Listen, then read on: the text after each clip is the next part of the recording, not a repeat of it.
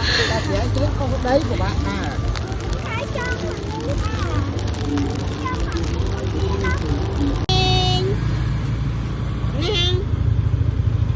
Đây nè con.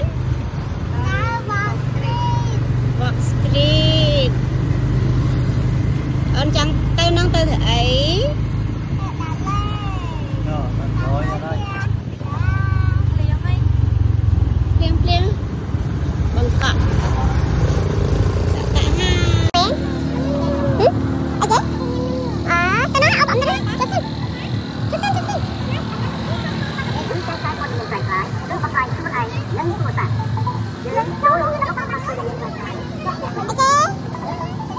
Nó là ice cream pliêm chẳng.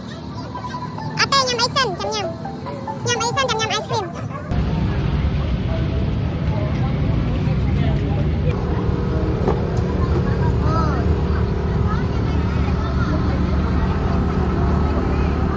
Cái suối này. Cái xuôi. Và cái liên tô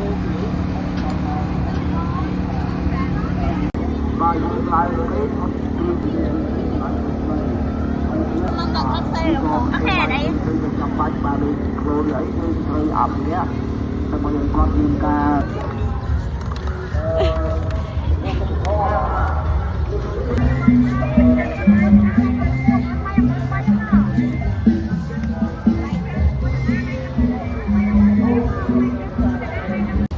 Còn một tia này bay lên đó sẽ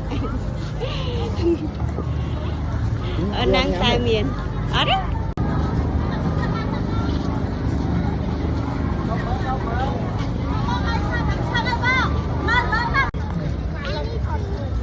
Hả?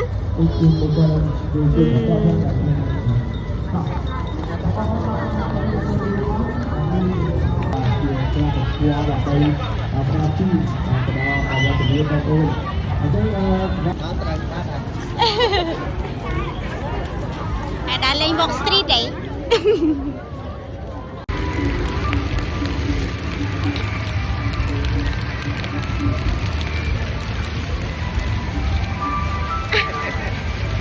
Nè các bạn.